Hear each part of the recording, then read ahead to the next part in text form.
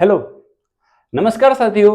मैं हूं निर्मल, आप सबका विवरण पाठशाला में स्वागत करता हूं। चलिए, कैसे आप लोग? बढ़िया, एक नंबर, झमाझम। चलिए, तो हम क्या पढ़ने वाले हैं? थंबनेल में देख के आए होंगे। तो हम लोग आज पढ़ने वाले हैं पंचायती सिस्टम, ठीक है? या हम आज पढ़ेंगे कौन सा? ग्रामीण पंचायती, ठीक है? देखो, हमने जो आखिरी कहानी खत्म करी थी, वो हमने खत्म ये की थी कि किस प्रकार से भारत के अंदर पंचायती सिस्टम आया है, जो आर्टिकल 40 के अंदर जिक्र किया गया था महात्मा गांधी जी के मतलब उनके प्रिंसिपल के आधार पर। फिर बाद में भारत में 1992 में संविधान संशोधन किए गए। उसके बाद भारत में 24 अप्रैल को क्या आ गया? पंचायती सिस्टम आ गया। लेकिन भारत में पंचायती सिस्टम किस प्रकार से काम करता है, हम आज की वीडियो में देखेंगे, या यही अभी की क्लास में देखेंगे। तो चलो, जहां से अपन ने खत्म करती थी कहानी, वहीं से अपन स्टार्ट करते हैं। कहां से स्टार्ट करते हैं? तो हम स्टार्ट करेंगे कहां से? 73वां संविधान संशोधन, यानी 73rd कॉन्स्टिट्यूशनल अमेंडमेंट। चलो, ये अमेंडमेंट किया गया था कब? 1992 में। कब किया गया था? 1992 में। यह संशोधन किया गया था 1992 में। इस संशोधन के अंदर क्या क्या चीजें ऐड की गई? देखो, जब भी संशोधन होता है, जब भी संशोधन होता है तो संविधान के अंदर कुछ चीजें ऐड की जाती है। अभी मेरा जो पूरा फोकस रहेगा वो रहेगा 73वें के ऊपर, पूरा फोकस, ठीक है? तो क्या क्या ऐड किया गया था? सबसे पहले आप देखोगे, यानी भाग 9 ऐड किया गया। दूसरा, अनुसूची ऐड की गई, कौन सी? 11वीं। कौन सी अनुसूची ऐड की गई? 11वीं। और एक आर्टिकल ऐड किया, कौन सा? 243। कौन सा है? 243। तो ये सब ऐड किए गए। और 73वां संविधान संशोधन पूरी तरह से किसके बारे में बात करेगा? सर, ये बात करेगा रूरल एडमिनिस्ट्रेशन की। मतलब हमें ये देखना कि गांव के अंदर जो पंचायतें होती है वो किस प्रकार से काम करती है। अब अभी हमें वो देखना, ठीक है? क्योंकि हमें कौन सा पढ़ना है? 73वां। और 73वां पूरी तरह से किसके बारे में बात करता है? रूरल एडमिनिस्ट्रेशन, यानी ग्रामीण प्रशासन के बारे में, जिसमें नवा पार्ट जोड़ा गया, 11वां शेड्यूल जोड़ा गया और 243वां आर्टिकल जोड़ा गया, ठीक है? अब हमें ये सब देखना है। तो स्टार्ट करें ग्राम पंचायत। तो हमें देखना है पंचायती सिस्टम। सॉरी, देखो, जब 73वां संविधान संशोधन किया तो उसमें 3 लेवल रखे गए थे। कितने लेवल? 3 लेवल। और जो सबसे निचला वाला स्तर है वो कौन सा है? ग्राम पंचायत का। उसके ऊपर कौन सा है? पंचायत समिति। और उसके ऊपर कौन सा है? जिला पंचायत, ठीक है? हम पढ़ेंगे क्या? ग्राम पंचायत। चलो भैया, अब हमें पढ़ना है ग्राम पंचायत या पंचायती सिस्टम। कहां पर? गांव के अंदर। तो ऐसा नहीं लिखना, हमें हेडिंग डालना क्या? रूरल एडमिनिस्ट्रेशन, ठीक है? हेडिंग डाल लो तुम लोग भी, रूरल एडमिनिस्ट्रेशन। चलो, इसके अंदर हमें क्या पढ़ना है? देखो, हमें पढ़ना है ग्राम सभा। चलो, पहले देखो कॉन्स्टिट्यूशन, या इसका निर्माण कैसे हुआ? कंपोजिशन, कंपोजिशन, ठीक है? दूसरा पढ़ना है हमें ग्राम सभा। तीसरा पढ़ना है ग्राम पंचायत, ग्राम पंचायत, ठीक है? चौथा हम पढ़ेंगे इनके मेंबर कौन कौन होते हैं, सरपंच, उप सरपंच वगैरह सब। इलेक्शन देखेंगे, ठीक है? कार्यकाल देखेंगे, टर्म कार्यकाल देखेंगे, ठीक है? रिजर्वेशन देखेंगे, रिजर्वेशन देखेंगे और पावर्स देखेंगे। मतलब इतना सब कुछ हम लोग डिस्कस करने वाले, सब कुछ, कंपोजिशन, ग्राम पंचायत, ग्राम सभा, टर्म, रिजर्वेशन, सब कुछ। तो एक एक करके हम सारी चीजें को एक्सप्लोर करते हैं, ठीक है? सबसे पहले हम ये देखेंगे, जो रूरल एडमिनिस्ट्रेशन है, ये जो पंचायत है, यदि आपके अंदर गांव के अंदर पंचायत है तो वहां पर पंचायत बनाने के लिए क्या कंडीशन होनी चाहिए? क्या कंडीशन होनी चाहिए? यदि किसी भी गांव को पंचायत घोषित करना है या वहां पर ग्राम पंचायत को घोषित करना है, तो कम से कम जनसंख्या कितनी होनी चाहिए? 1000। कम से कम बोल रहा हूं मैं। यदि किसी गांव की जनसंख्या 1000 है तो उस गांव को पंचायत घोषित किया जा सकता है। ठीक है, और हर एक पंचायत के अंदर क्या होती है? ग्राम सभा। क्या होती है? ग्राम सभा। ठीक है, अब उस ग्राम सभा के अंदर रहते कौन है फिर? जैसे आपके गांव में भी होगी ग्राम सभा, कौन रहता होगा उस ग्राम सभा के अंदर? तो सुनो, उस ग्राम सभा के अंदर उस गांव के सारे वोटर्स, मैं क्या बोल रहा हूं, उस गांव के सभी वोटर्स क्या रहते हैं? ग्राम सभा के सदस्य होते हैं। क्या होते हैं? ग्राम सभा के सदस्य। वोटर्स मतलब अरे जो वोट दे सकते हैं, जो वोट देने के क्या हो काबिल हो, वो सारे क्या होते हैं? ग्राम सभा के सदस्य होते हैं। ऐसा करती क्या है ग्राम सभा? तो ग्राम सभा अपने गांव के विकास के लिए क्या करेगी? फैसला लेगी या डिस्कशन करेगी।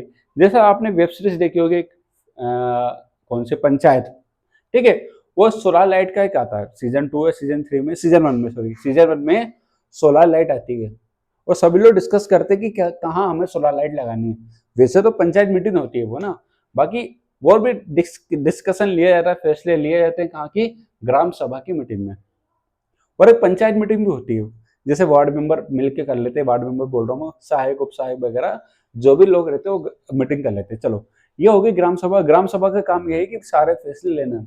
और ग्राम सभा का एक और काम लिखा मेरे पास कि ग्राम सभा को ज्यादा पावरफुल है किससे? ग्राम पंचायत से। ये भी सुनना, जो आपकी ग्राम सभा है ना, ग्राम पंचायत से ज्यादा पावरफुल है, क्योंकि जो ग्राम सभा है ना वो एक कार्यकारी यूनिट है, या हम लोग इसको कहते हैं क्या है? फंक्शनल यूनिट है। किसकी फंक्शनल यूनिट मानी जाती है ये? ग्राम पंचायत की। चलो, काम क्या करती है सर? क्या डिस्कशन करेगी? सुनो, ये काम क्या करती है? पहला काम ये है कि सुनो, जैसे पहला है कि ग्राम पंचायत किस प्रकार से काम करेगी, ग्राम पंचायत किस प्रकार से काम करेगी, उसके फैसले लेने का काम किसके पास होता है? ग्राम सभा के पास, है ना। ये है ना कि एग्जामिन करना कि भाई एक काम क्या वर्किंग कर रही है, ग्राम पंचायत हमारे गांव के विकास के लिए कितना कार्य कर रही है, उन सबका या उन सबको एग्जामिन करना, उन सबको चेक करने का काम किसके पास है?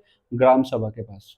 सुनो, दूसरा, यदि ग्राम सभा के पास कोई जमीन है और जमीन कैसे ट्राइब्स की है, तो उस जमीन को किसमें घोषित करवा सकती है ग्राम सभा? शेड्यूल एरिया में। सुना, 5वीं 6ठी अनुसूची आपने सुनी होगी, ठीक है। यदि उसमें यदि जमीन ट्रांसफर करवाना तो वो कौन करवा सकता है? ग्राम सभा करवा सकती है। ग्राम सभा के कहने पर जमीन ट्रांसफर की जा सकती है किसके अंदर? शेड्यूल एरिया के अंदर, ठीक है। और सुनो आगे, मान लो एक गांव है, ठीक है। अब उस गांव के अंदर क्या जंगल, नेशनल पार्क, या उस जंगल को घोषित करना है वाइल्ड लाइफ सेंचुरी, राष्ट्रीय उद्यान वगैरह उसको घोषित करना है, तो उसके लिए रिकमेंडेशन कौन दे सकती है? ग्राम सभा। कौन दे सकती है? ग्राम सभा। सर एक प्रश्न आया मन में, मतलब बहुत देर से उठ रहा है मेरा, बोलो सर ग्राम सभा कितनी बार मिल सकती है? तो ग्राम सभा को साल में 4 बार मिलना पड़ता है। कितनी बार मिलेगी? 4 बार, ठीक है। एक जुलाई का, एक अक्टूबर का, बाकी कुछ एक अगस्त का है, ठीक है, एक जनवरी का है, ठीक है। मतलब थोड़ा सा कंफ्यूज हो रहा है, देख लेना आप लोग, ठीक है। वैसे साल में 4 बार मिलती है, एक जुलाई का है, अगस्त का है, ठीक है। बाकी 2 देख लेना, बता दूंगा ना मैं। बाकी 4 बार मिलती है कौन? ग्राम सभा। और सुनो, वो कुछ काम है क्या? है ना, जो भी, यदि मान लो ग्राम सभा के अंदर या कोई गांव के अंदर क्या आता है? जंगल आता हो, किसी गांव के अंदर कोई जंगल आता हो, उस जंगल से निकलता कुछ भी लकड़ी वगैरह कुछ भी निकलेगी, तो उस पर पहला अधिकार किसका होगा? उस गांव का होगा या उस ग्राम सभा का होगा। मैं क्या बोल रहा हूं, यदि उस ग्राम पंचायत सभा के अंदर या ग्राम पंचायत के अंदर, उस गांव के अंदर कोई जंगल आता है, ठीक है, जो जंगल से कुछ भी सामान निकलेगा, सबसे पहला अधिकार किसका होगा? ग्राम सभा का होगा, ठीक है। चलो इतना ठीक है। अब ये खत्म होगा अपना ग्राम सभा। ये आप चाहो तो लिख सकते हो, नोट डाउन कर लो। पहले क्या बताया मैंने? फंक्शनल यूनिट है। दूसरा, ग्राम पंचायत की वर्किंग देखते हैं कि भाई ग्राम सभा कितना, सॉरी ग्राम पंचायत कितना काम कर रही है, उसको देखना किसका काम है? ग्राम सभा का। जो भी जमीनें ट्राइब्स में आती है तो शेड्यूल एरिया में ट्रांसफर करवा सकती है। ठीक है, चलो ये हो गई आपके ग्राम सभा। अब हमें देखना है ग्राम पंचायत। क्या देखना है हमें? ग्राम पंचायत। ठीक है, सबसे बड़ी ग्राम सभा होती है। ठीक है, सबसे ज्यादा पावरफुल भी कौन होती है? ग्राम सभा होती है। अब हमें देखना है ग्राम पंचायत। सर एक बात बताओ, जब ग्राम सभा इतना काम कर चुकी है, अब क्या ग्राम पंचायत क्या करेगी? और एक चीज जो बताना भूल गया था, 73वां संविधान संशोधन जो किया था, कौन सा 73वां संविधान संशोधन, उसमें टोटल 29 सब्जेक्ट थे। कितने थे? 29 सब्जेक्ट। और उसी 29 सब्जेक्ट को लागू करवाने के काम कौन करेगी? ग्राम पंचायत। मैं फिर से बोल रहा हूं, ग्राम पंचायत का काम है प्रशासन करना, उस गांव के ऊपर क्या करना? शासन करना है, प्रशासन संभालना उसका। और उसको दिए गए कितने सब्जेक्ट? 29। और उसी 29 सब्जेक्ट के ऊपर उसका अधिकार है। किसका? ग्राम सभा, ग्राम पंचायत का। और ग्राम पंचायत का काम कौन चेक करेगी? ग्राम सभा। कौन चेक कर सकती है? ग्राम सभा। जैसे एक स्कीम चलती है एमजी नरेगा, महात्मा गांधी एमजी नरेगा। ठीक है, ये स्कीम चलती है गांव के अंदर, जिसमें 100 दिन के लिए क्या दिया जाता है? काम दिया जाता है। तो उसको लागू करने का अधिकार भी किसके पास होता है? ग्राम पंचायत के पास। मतलब देखने में, सुनने में ऐसा लगा ग्राम पंचायत ज्यादा मजबूत है, लेकिन मजबूत कौन है ज्यादा? आपके ग्राम सभा। ठीक है, इतना क्लियर है। चलो,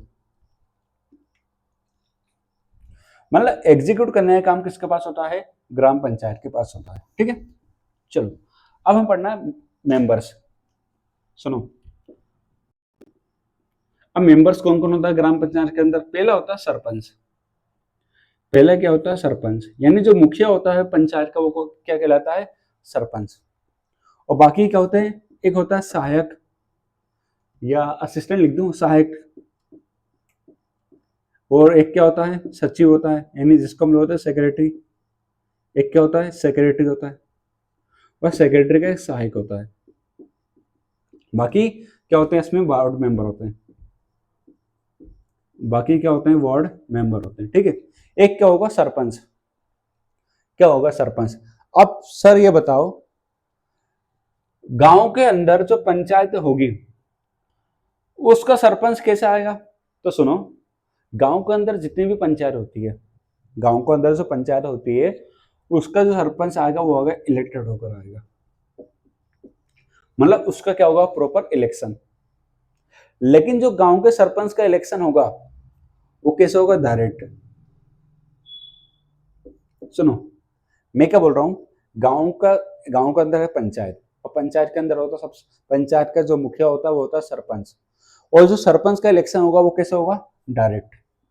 कैसे इलेक्शन होगा उसका? डायरेक्ट इलेक्शन होगा। और उसका कार्यकाल कितना होगा? 5 वर्ष का। अभी मैं बताऊंगा आगे भी जाके, उनका कार्यकाल कितना होगा? 5 वर्ष का होगा। ठीक है, अब बाकी ये सहायक आते हैं। अब आता है सेक्रेटरी। जो सेक्रेटरी होता है किसी गांव के अंदर सचिव, उसको गवर्नमेंट के द्वारा, यानी कौन सी गवर्नमेंट? राज्य सरकार, उसको राज्य सरकार के द्वारा अपॉइंट किया जाता है। उसका एग्जाम होगा, वो एग्जाम के बाद ही अपॉइंट किया जाता है। किसके द्वारा? राज्य सरकार के द्वारा। सुनो, गांव के अंदर आपने सरपंच तो सुना ही होगा, जिसका 5 साल में क्या होता है? इलेक्शन होता है। दूसरा सहायक होगा, सहायक हो गया, उप सहायक हो, इनका भी क्या होता है? इलेक्शन। फिर इलेक्ट होकर ही इनको क्या बनाया जाता है? वार्ड मेंबर में रखा जाता है। आपने पूरी वेबसाइट देखी होगी, उसमें आपने सब कुछ नोटिस किया होगा, सब है ना? सरपंच, सहायक, उप सहायक। ठीक है, उसके बाद आपने वार्ड मेंबर जो मीटिंग करते हैं, पंचायत मीटिंग में भाग लेते हैं, वो सबको आपने देखे होगा। चलो, ये तो होगा आपका मेंबर्स का। अब समझो इलेक्शन। हम समझते हैं इलेक्शन। ठीक है, चलो, इलेक्शन यानी चुनाव। सबसे पहले ये समझो, चुनाव करवाता कौन है? जितने भी पंचायत है उनका चुनाव कौन करवाता है? तो यह चुनाव करवाने के लिए एक बॉडी बनाई गई, स्टेट इलेक्शन कमीशन।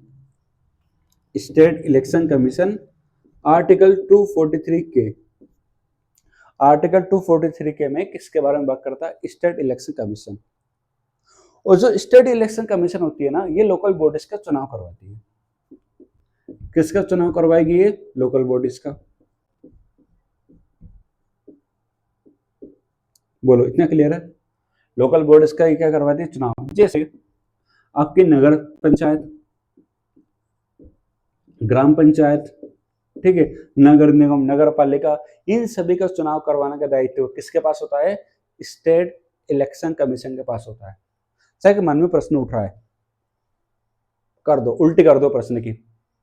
सर एक बात बताओ, स्टेट इलेक्शन का काम भैया इलेक्शन करवाना, तो sir national election commission of India क्या करेगा? अरे भाई साहब, उसका काम अलग है, इसका काम अलग है, उसका क्राइटेरिया अलग है, इसका क्राइटेरिया अलग है। इसका जो स्टेट इलेक्शन कमीशन है उसका काम है भैया आप लोकल लेवल पे चुनाव करवाओगे, ठीक है। अब सुनो, जो नेशनल इलेक्शन कमीशन है वो किसका चुनाव करवाती है? Rajya Sabha, Lok Sabha, president, vice president होगा आपका, ठीक है। उसके बाद आपके जितने भी राज्यों के अंदर विधानसभा, उन सबका चुनाव कौन करवाती है? National election commission of India. लेकिन राज्यों का कौन करवाएगी? राज्यों के अंदर जो लोकल बॉडीज है उनको करवाएगी स्टेट इलेक्शन कमीशन, ठीक है। अब भैया बात आती है किसकी? कार्यकाल की, ड्यूरेशन की। कार्यकाल कितना होता है? तो 243 के अनुसार, आर्टिकल 243 के अनुसार ग्राम पंचायत का जो कार्यकाल होता है वो होता है 5 वर्ष का होता है। जो सरपंच वगैरह बैठेंगे वो कितने टाइम के लिए बैठेंगे? 5 साल के लिए। एक बार रुकिए थोड़ा सा। हाँ, तो जो ऑफिस, जो पंचायत ऑफिस होता है उसका कार्यकाल कितना होता है? 5 वर्ष का। लेकिन उसको समय से पहले भी डिसॉल्व किया जा सकता है। कैसे? 2.5 साल। यदि 2.5 साल तक ऐसा लग रहा है आपको कि हाँ भैया काम वाम नहीं कर रही, तो रिकॉल करवा सकते हो आप। क्या करवा सकते हैं? रिकॉल। क्या करवा सकते हैं? रिकॉल। मतलब रिकॉल का मतलब ये होता है कि मान लो भैया आपने किसी को सरपंच चुना, तो काम नहीं कर पा रहा, जैसे फुलेरा में प्रधान जी अपने क्या नहीं करवा रहे? रोड नहीं बनवा रहे, ठीक है। तो वहां की जनता को अधिकार है कि रिकॉल करवा सकती है, वापस चुनाव करवा सकती है। जैसे रिकॉल की प्रोसेस स्टार्ट, तो रिकॉल के लिए सबसे पहले वार्ड मेंबर को आगे आना पड़ेगा, उनके सहमति के बाद ही रिकॉल करवाया जा सकता है। और मान लो जैसे डिसॉल्व कर दी भैया पंचायत वगैरह सब, तो 6 महीने के अंदर अंदर चुनाव करवाना पड़ता है। कब तक? 6 महीने के अंदर अंदर चुनाव करवाना पड़ेगा, with in 6 month. With in 6 month क्या करवाना पड़ेगा? चुनाव, ठीक है। ये होगा आपका कार्यकाल का पूरा कंप्लीट। एक बार देख लेते हैं अपन। सर एक बार बताओ, क्या लोकसभा राज्यसभा के इलेक्शन से इसको कोई फर्क पड़ेगा क्या? नहीं भैया, कोई फर्क नहीं पड़ेगा। सर क्या है, कोई पॉलिटिकल पार्टी होती है, कुछ नहीं होती, ना बीजेपी ना कांग्रेस, कुछ नहीं होता है। किसी का भैया साइन रहता है ट्यूबलाइट, है ना, किसी का बल्ब, किसी का पंखा, किसी की ऐसा, किसी की मोबाइल, है ना, किसी का मार्का, किसी का डस्टर, किसी का बोर्ड। तो अपने हिसाब से सिंबल हो सकते हैं, ठीक है। तो ये सब समझ में आएगा। मेंबर कौन होते हैं, इलेक्शन कैसे होता है, कार्यकाल कितना होता है? कार्यकाल कितना होता है? 5 वर्ष की होता है नॉर्मली, ठीक है। चलिए, अब अगली चीज जो मैं आपको बताने वाला हूँ वो है रिजर्वेशन। क्या है रिजर्वेशन? यानी आरक्षण। क्या सर आरक्षण होता है क्या पंचायत के अंदर? होता है, अवश्य रूप से होगा। मतलब सीधे सीधे लिख के दे दिया भैया, 2 तरह के रिजर्वेशन है। एक है कंपलसरी, मतलब आपको देना ही पड़ेगा, और एक वॉलंटरी। अच्छा, कंपलसरी कौन सा सर? पहला कंपलसरी ये है कि एसटी एससी को आपको रिजर्वेशन देना ही पड़ेगा, अट एनी हाउ। रुको, हाँ, अट एनी हाउ आपको क्या देना पड़ेगा? एसटी एससी को रिजर्वेशन देना ही पड़ेगा। दूसरा, वॉलंटरी में आपका आएगा ओबीसी का। आप चाहो तो ओबीसी को रिजर्वेशन दे सकते हो, अदरवाइज कोई दिक्कत नहीं है। दूसरा एक और चीज लिखी है इसमें, वो किसके अंदर? कंपलसरी के अंदर, कि 1/3 सीट किसके लिए रिजर्व होना चाहिए? वुमेन के लिए, नहीं महिलाओं के लिए।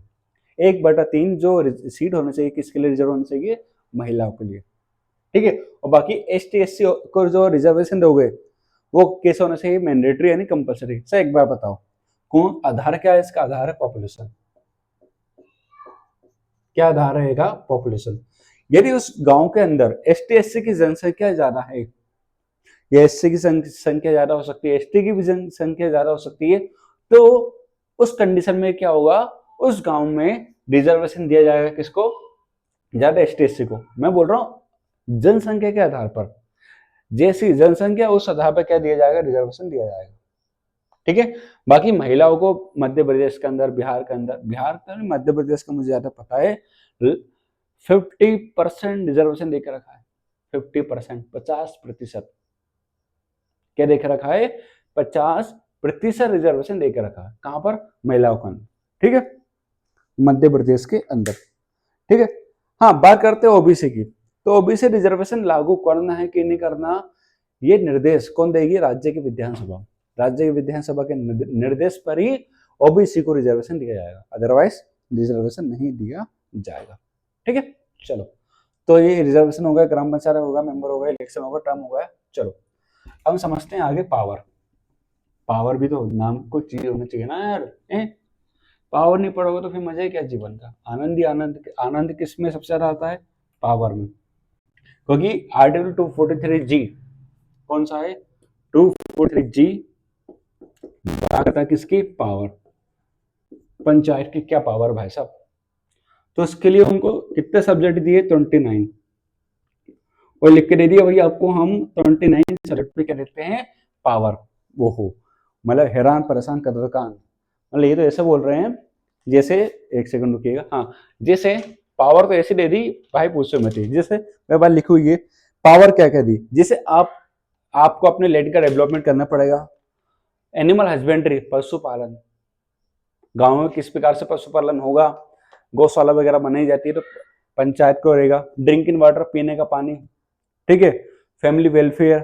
ठीक है। फिशरीज, पीयूएस, ट्रेनिंग वगैरह, एग्रीकल्चर का एक्सपांड, मतलब वाटर मैनेजमेंट, नालियां साफ करवाना, नालियां बनवाना, पानी की व्यवस्था करना, इरिगेशन करना, ये सारी मतलब ये सब कुछ लिखा हुआ कहाँ पर? 29 सब्जेक्ट के अंदर। ठीक है। वैसे पीने का पानी है ना, साफ पानी, इरिगेशन के लिए पानी, आपका फैमिली वेलफेयर, फिशेस वगैरह सब दिया हुआ। टोटल कितने सब्जेक्ट है यहाँ पर? 29 सब्जेक्ट है। सीधी सीधी बात है, यदि आपको ऐसा लगता नहीं, मतलब यदि आप किसी गांव से बिलोंग करते हो और आपको पता है कि हाँ भैया इतना काम, मतलब ये काम हमारे गांव में होता है, समझ जाना किसमें वो 243G के अंदर लिखा हुआ है। ठीक है, चलो। अब एक और चीज बची है सर, जो 73rd अमेंडमेंट है वो कौन कौन से राज्यों में लागू नहीं होता है? Not applicable. हर जगह एप्लीकेबल नहीं है ये, क्योंकि अब ट्राइबल स्टेट देखोगे तो वहां पर नहीं है एप्लीकेबल।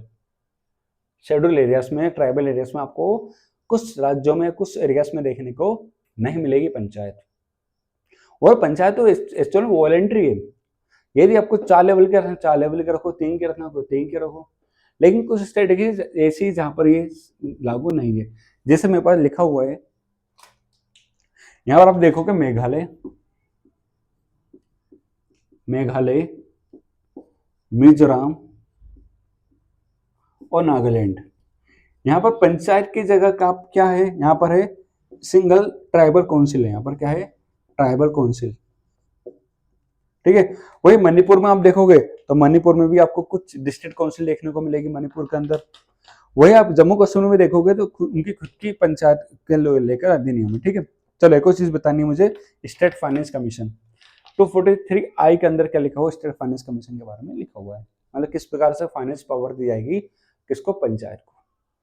ठीक है। तो मैंने अभी वाली जो क्लास में पढ़ाया ना, आपको पढ़ाया सिर्फ ग्रामीण को लेकर, यानी ग्रामीण प्रशासन, यानी रूरल एडमिनिस्ट्रेशन, जिसमें आर्टिकल 243 से स्टार्ट होता है और 11 शेड्यूल है आपका, पार्ट 9 के अंदर है ना। उसके बाद 29 सब्जेक्ट, उसके अंदर ग्राम पंचायत है, ग्राम सभा है, कार्यकाल कितना होगा, रिजर्वेशन, सरपंच कैसा आएगा, इलेक्शन किस प्रकार से होता है उसका, मैं आपको सब कुछ बता चुका हूँ। ठीक है। अब एक और क्लास लूंगा पंचायत की, जिसमें मैं आपको अर्बन एडमिनिस्ट्रेशन पढ़ाऊंगा और कुछ नहीं करूंगा, टेबल बनवा दूंगा, टेबल बनवा दूंगा, उसमें पूरी कहानी, पूरी पिक्चर क्लियर हो जाएगी, पूरी पिक्चर। और नेक्स्ट क्लास में सारा आर्टिकल आपको समझा दूंगा कि कौन कौन सा आर्टिकल कैसे संबंध रखते हैं रूरल एडमिनिस्ट्रेशन से। ठीक है। तो चलिए यहीं पर हमारी क्लास समाप्त होती है। यदि क्लास अच्छी लगे तो भाई साहब लाइक, शेयर और सब्सक्राइब कर दिया करो यार, अच्छा लगता है ना। और फिर हम मिलेंगे आपसे अगली क्लास में। नेक्स्ट क्लास भी किसकी होगी? पंचायत की होगी। ठीक है। चलिए फिर मुलाकात करेंगे नेक्स्ट क्लास में। Thank you very much. जय हिंद, जय भारत।